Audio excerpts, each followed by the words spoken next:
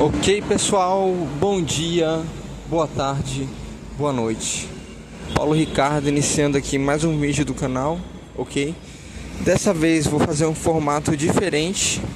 Dessa vez vai ser em formato de áudio, mas sem cenas, né? Vídeos assim com cenas reais, ok? E o vídeo de hoje é uma análise aqui do livro do Frankenstein, ok? Então eu vou ler aqui alguns trechos com vocês. Enquanto eu leio esses trechos, eu vou comentar e dizer, conforme eu vou lendo, a minha opinião sobre cada uma das etapas, né, desse livro e sobre cada uma das passagens, comentários, opiniões, etc. Então vai ser uma leitura, ok? Isso daqui é uma série, tá? De muitos vídeos. Eu vou começar aqui esse livro, ok? Então vai ter a primeira etapa, a segunda, terceira, quarta e assim por diante até eu completar a leitura completa desse livro aqui com vocês, tá bom? Então é isso, tá? Eu vou dar para vocês aqui todas as informações do livro, tá? Basicamente é da editora Príncipes, tá? Foi escrito pela Mary Shelley, tá? Escritora muito famosa do século XIX, ok? Ela escreveu o Frankenstein quando tinha apenas 19 anos e foi basicamente uma inspiração para o gênero de ficção científica do nosso século, e não só do nosso século, como do século XX também, tá?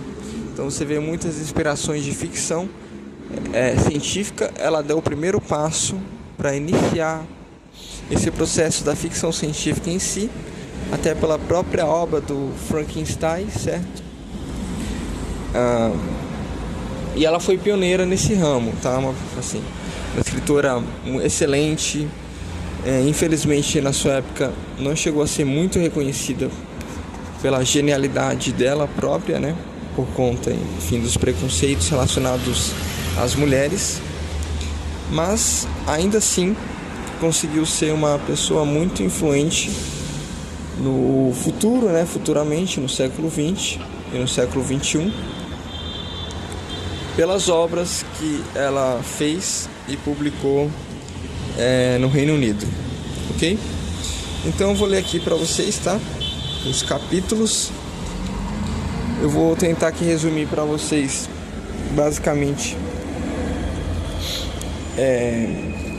cada capítulo para facilitar, né? Então vamos fazer assim. Esse livro aqui, ele é dividido em basicamente 24 capítulos, ok? Então eu vou ler para vocês. Cada vídeo vai ser um capítulo, ok? Aqui nesse livro também tem a parte das cartas. São basicamente 4 cartas que estão relacionadas ao próprio livro em si, não a Mary, ok? Mas essa parte aqui eu posso deixar para o final, tá? Eu vou publicar um vídeo só sobre as informações do livro em si, tá? Então, sobre o ano de publicação, a editora, já cheguei a comentar aqui com vocês, que é da Príncipes, né? Tem dados internacionais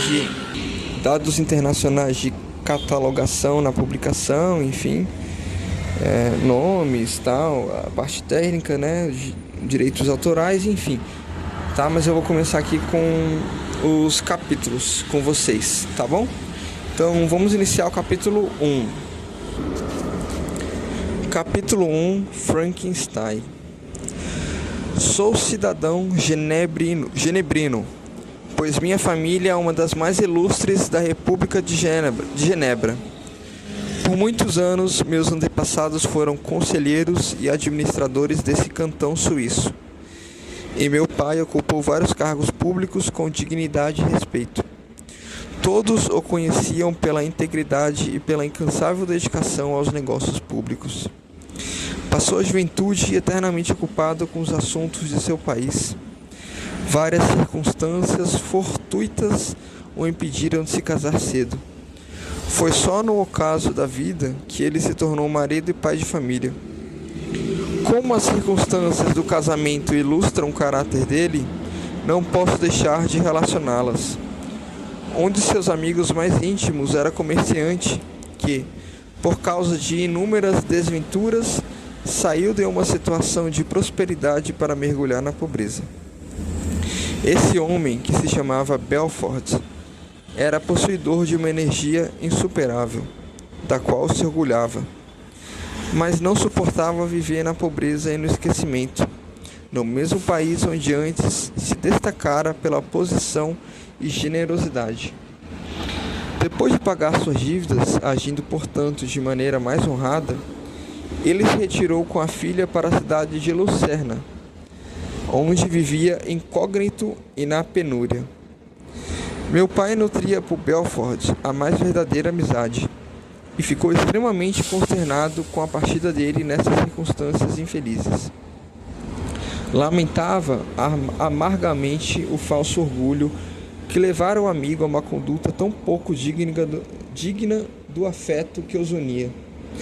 Não perdeu tempo nem poupou esforços em tentar procurá-lo na esperança de persuadi-lo a partir e reconquistar o mundo novamente por meio de seu auxílio e crédito.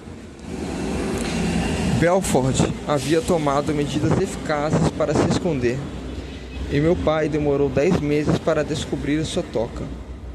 Radiante de alegria com a descoberta, meu pai correu até a casa, localizada numa rua ruim, perto do rio Hels.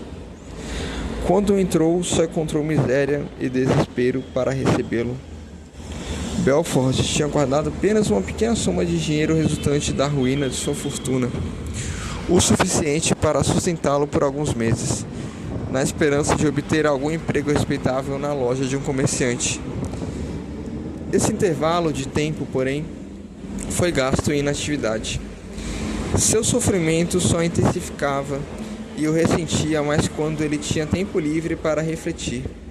Mas, por fim, incrustou-se de tal maneira e tão depressa em sua mente que, ao cabo de 3 meses, ele jazia prostrado e doente no leito, incapaz de realizar qualquer esforço.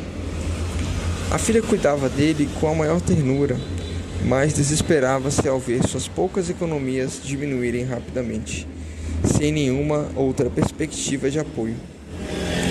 Contudo, Caroline Belfort possuía uma mente forjada no molde fora do comum. Por isso, sua coragem cresceu para apoiá-la na adversidade. Conseguiu um trabalho simples de trançar palha e, desdobrando-se como podia, de várias maneiras, ganhava uma miséria suficiente apenas para sustentar a vida. Assim, vários meses passaram. O pai piorava, o tempo dela era inteiramente dedicado a cuidar dele. Seus meios de subsistência minguavam. No 10º mês, o pai morreu em seus braços, deixando-a órfã e desamparada. Esse último golpe a abateu, e ela se ajoelhou junto ao caixão de Belfort para chorar amargamente. Foi quando meu pai entrou no velório. Ele surgiu como um espírito protetor para a pobre moça, que se comprometeu a ficar sob seus cuidados. Então, após o enterro do amigo, ele a conduziu a Genebra e a colocou sob a proteção de um parente.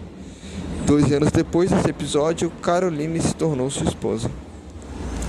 Havia uma diferença considerável de idade entre os meus pais, mas tal circunstância parecia uni-los com os laços de afeto ainda mais fortes.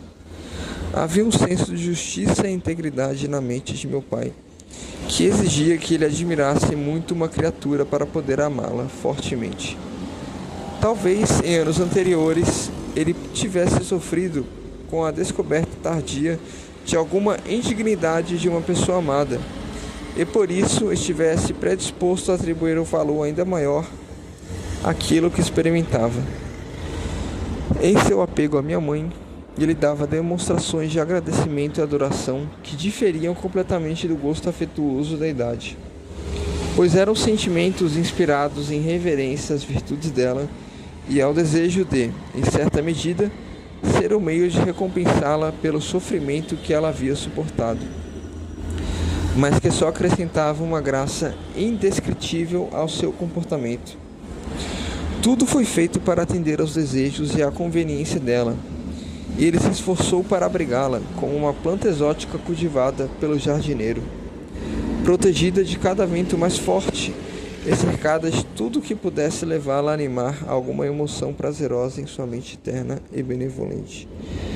Sua saúde, inclusive a serenidade de seu espírito, até então estáveis, haviam sido abaladas pelo drama que ela passou. Os 2 anos anteriores ao casamento, meu pai foi gradativamente abandonando todas as suas funções públicas. Assim, imediatamente após a união, eles procuraram o agradável clima da Itália. A mudança de cenário e o interesse que a viagem a essa terra magnífica desperta foram decisivos para restaurar o quadro debilitado em que ela se encontrava. Depois da Itália, eles visitaram a Alemanha e a França. Eu, o filho mais velho, nasci em Nápoles e, ainda bebê, acompanhei-os em suas andanças. Durante vários anos, permaneci como filho único. Por mais que fossem ligados um ao outro, pareciam ter inesgotáveis reservas de afeto, extraídas de uma mina de amor para entregá-las a mim. A ternura do carinho de minha mãe e o sorriso de benevolente prazer de meu pai, ao meu olhar, são as minhas primeiras lembranças. Eu era brinquedo e talismã. Ou melhor, era o filho deles, uma criatura inocente e indefesa, concebida a eles pelos céus, para ser educada como uma pessoa pronta para fazer o bem. Uma criança cujo destino futuro estava nas mãos deles, para ser encaminhada à felicidade ou à desgraça, conforme eles cumprissem suas obrigações para comigo. Com essa profunda consciência do que eles representavam para o ser ao qual tinham dado a vida, somada ao ativo espírito de ternura que animava ambos, pode-se imaginar que, enquanto durou cada hora da minha vida infantil, eu recebi lições de paciência, de caridade e de autocontrole. Eu era de tal forma conduzido por um cordão de seda, que tudo me parecia um trem de alegria. Por muito tempo fui a única preocupação deles.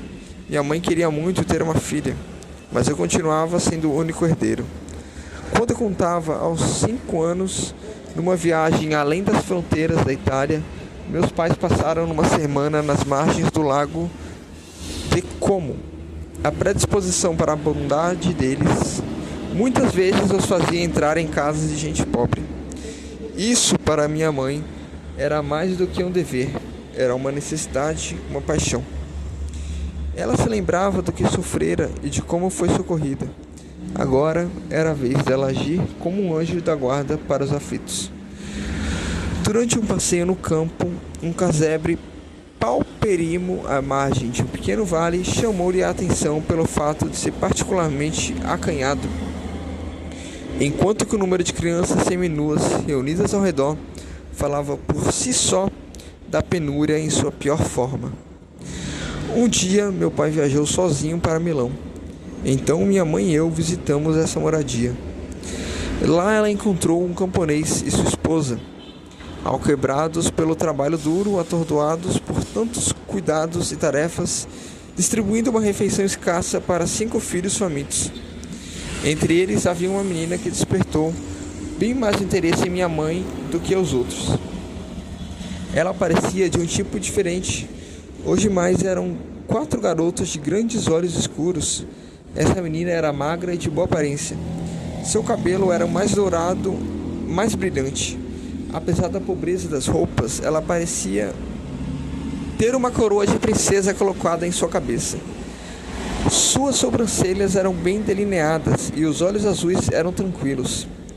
Seus lábios e o formato do rosto expressavam tanta sensibilidade e doçura que ninguém podia contemplá-la sem enxergá-la como se de uma espécie distinta, um ser enviado pelos céus. Portanto, a marca ou selo do divino em todos os seus traços. A camponesa, percebendo que minha mãe fitava aquela linda garota com os olhos de admiração e encantamento, contou avidamente a história da menina, que não era filha dela, mas de uma nobre milanês. Milanês. A mãe era alemã e faleceu ao dar à luz. A criança foi deixada aos cuidados daquela boa gente. Na época, eles viviam em melhor condição. Haviam se casado havia pouco tempo e o filho mais velho acabara de nascer. O pai da menina, abrigada, era um daqueles italianos que se nutriam da memória de glórias passadas da Itália. Ele era um dos Schiavi Ognor Frementi, escravos sempre enraivecidos, que lutavam pela liberdade de seu país, e se tornou vítima da própria fraqueza. Ninguém sabia se ele havia morrido ou se ainda resistia nas masmorras da Áustria. Seus bens foram confiscados. A filha ficou órfã e desamparada. Ela continuou com os pais de criação e cresceu naquela rude morada, mais bela que uma rosa de jardim no meio de uma folhagem de ramos escuros cheios de espinhos. Quando meu pai voltou de Milhão, ele encontrou, brincando comigo no saguão de nossa casa, uma criança mais bela que a pintura de um anjo, uma criatura radiante, cuja forma e movimentos eram mais leves e graciosos que uma cabra montesa. A presença da menina logo foi explicada, e com a permissão dele, minha mãe teve primácia para tomar conta dela. Em detrimento dos tutores camponeses que gostavam da doce órfã, cuja presença era uma bênção para eles, mas seria injusto mantê-la pobre e carente quando a providência divina lhe proporcionava uma proteção tão poderosa. Eles consultaram o paroco da vila. O resultado foi que Elizabeth Lavenza passou a morar na casa de meus pais. Tornou-se mais do que uma irmã para mim, uma bela e adorada companheira de todas as minhas ocupações e de todos os meus prazeres. Todo mundo gostava de Elizabeth. O apego apaixonado, quase reverente, com o qual todos a consideravam, se tornou, enquanto compartilhei dele, meu orgulho e meu deleite. Na noite anterior à chegada de Elizabeth em casa, minha mãe disse em tom de brincadeira: "Tenho um lindo presente para o meu Victor. Amanhã você o receberá." Na noite seguinte, quando ela me apresentou Elizabeth, como havia prometido, eu interpretei suas palavras literalmente, com serenidade infantil, e a considerei como minha propriedade. Era minha para amar, proteger e acalentar. Recebi todos os elogios feitos a ela como algo que me pertencia. Nós a chamamos familiarmente de prima. Nenhuma palavra, nenhuma expressão podia exteriorizar o tipo de relação que ela tinha comigo. Para mim, ela era muito mais do que minha irmã, já que até a morte deveria ser apenas minha.